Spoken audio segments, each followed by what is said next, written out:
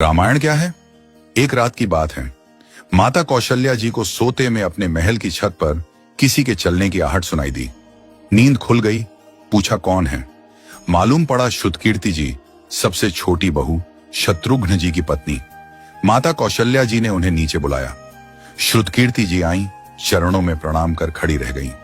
माता कौशल्या जी ने पूछा, श्रुति, इतनी रात को अकेली छत पर क्या कर रही हो बेटी? क्या नींद नहीं आ रही? शत्रुघ्न कहाँ है? श्रुति कीर्ति की आंखें भर आईं, मां की छाती से चिपटी, गोद में सिमट गईं। बोली, मां, उन्हें तो देखे हुए 13 वर्ष हो गए। उफ! कौशल्या जी का हृदय कांप कर झटपटा गया। तुरंत आवाज लगाई। सेवक दौड़े आए। आधी रात ही पालकी तैयार हुई। आज शत्रुघ्न जी की खोज होगी।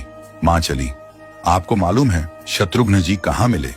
अयोध्या जी के जिस दरवाजे के बाहर भरत जी नंदीग्राम में तपस्वी होकर रहते हैं, उसी दरवाजे के भीतर एक पत्थर की शिला है। उसी शिला पर अपनी बाह का तकिया बनाकर लेटे मिले।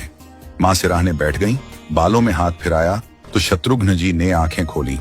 मां! उठे, चरणों में गिरे। मां, आपने क्यों कष्ट किया? मुझे बुलवा लिया होता। मां ने कहा, शत्रुघ्न यहां क्यों? शत्रुघ्न जी की रुलाई फूट पड़ी।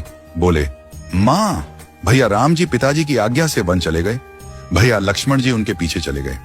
भैया भरत जी भी नंदीग्राम में हैं। क्या ये महल, ये रथ, ये राजसी वस्त्र विधाता ने मेरे ही लिए बनाए हैं? माता कौशल्या जी निरुत्तर रह गई। देखो क्या है ये राम कथा। ये भोग की नहीं, त्याग की कथा है। यहाँ त्याग की ही प्रतियोगिता चल रही है और सभी प्रथम हैं। कोई पीछे नहीं रहा। चारों भाइयों का प्रेम और त्याग एक दूसरे के प्रति अद्भुत, अभिनव और अलौकिक है। रामायण जीवन जीने की सबसे उत्तम शिक्षा देती है। भगवान राम को 14 वर्ष का वनवास हुआ तो उनकी पत्नी सीता मैया ने भी सहर्ष वनवास स्वीकार कर लिया। परंतु बचपन से ही बड़े भाई की सेवा में रहने वाले लक्ष्मण जी कैसे राम जी से दूर हो जाते? माता सुमित्रा से तो उन्होंने आज्ञा ले ली थी वन जाने की। परंतु जब पत्नी उर्मिला के कक्ष की ओर बढ़ रहे थे तो सोच रहे थे कि मां ने तो आज्ञा दे दी, परंतु उर्मिला को कैसे समझाऊंगा, क्या बोलूंगा उनसे? यही सोच विचार करके लक्ष्मण जी जैसे ही अपने कक्ष में पहुंचे तो देखा कि उर्मिला जी आरती का थाल लेके खड़ी थी और बोली, आप मेरी चिंता छोड़ प्रभु श्री राम की सेवा में वन को जाओ। मैं आपको नहीं रोकूंगी। मेरे कारण आपकी सेवा में कोई बाधा ना आए, इसलिए साथ जाने की जिद भी नहीं करूंगी। लक्ष्मण जी को कहने में संकोच हो रहा था, परंतु उनके कुछ कहने से पहले ही उर्मिला जी ने उन्हें संकोच से बाहर निकाल दिया। वास्तव में यही पत्नी का धर्म है। पति संकोच में पड़े उससे पहले ही पत्नी उसके मन की बात जानकर उसे संकोच से बाहर कर दे। लक्ष्मण जी चले गए, परंतु 14 वर्ष तक उर्मिला ने एक तपस्विनी की भांति कठोर तप किया। वन में प्रभु श्री राम माता सीता की सेवा में लक्ष्मण जी कभी सोए नहीं, परंतु उर्मिला ने भी अपने महलों के द्वार कभी बंद नहीं किए और सारी रात जाग जाग कर उस दीपक की लौ को बुझने नहीं दिया। मेघनाथ से युद्ध करते हुए जब लक्ष्मण जी को शक्ति लग जाती है और हनुमान जी उनके लिए संजीवनी का पर्वत लेके लौट रहे होते हैं, तो बीच में जब हनुमान जी अयोध्या के ऊपर से गुजर रहे थे तो भरत जी उन्हें राक्षस समझकर बाण मारते हैं और हनुमान जी गिर जाते हैं। तब हनुमान जी सारा वृत्तांत सुनाते हैं कि सीता जी को रावण हर ले गया, लक्ष्मण जी युद्ध में मूर्छित हो गए हैं। ये सुनते ही कौशल्या जी कहती हैं कि राम को कहना कि लक्ष्मण के बिना अयोध्या में पैर भी मत रखना, राम वन में ही रहे। माता सुमित्रा कहती हैं कि राम से कहना कि कोई बात नहीं, अभी शत्रुघ्न है, मैं उसे भेज दूंगी।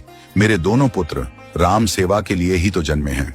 माताओं का प्रेम देखकर हनुमान जी की आंखों से अश्रुधारा बह रही थी, परंतु जब उन्होंने उर्मिला जी को देखा तो सोचने लगे कि यह क्यों एकदम शांत और प्रसन्न खड़ी है। क्या इन्हें अपनी पति के प्राणों की कोई चिंता नहीं? हनुमान जी पूछते हैं, देवी, आपकी प्रसन्नता का कारण क्या है? आपके पति के प्राण संकट में हैं।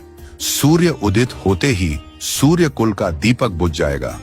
उर्मिला जी का उत्तर सुनकर तीनों लोकों का कोई भी प्राणी उनकी वंदना किए बिना नहीं रह पाएगा। उर्मिला बोली, मेरा दीपक संकट में नहीं है, वो बुझ ही नहीं सकता। रही सूर्योदय की बात, तो आप चाहें तो कुछ दिन अयोध्या में विश्राम कर लीजिए, क्योंकि आपके वहां पहुंचे बिना सूर्य उदित हो ही नहीं सकता। आपने कहा कि प्रभु श्री राम मेरे पति को अपनी गोद में लेकर बैठे हैं। जो योगेश्वर प्रभु श्री राम की गोदी में लेटा हो, काल उसे छू भी नहीं सकता।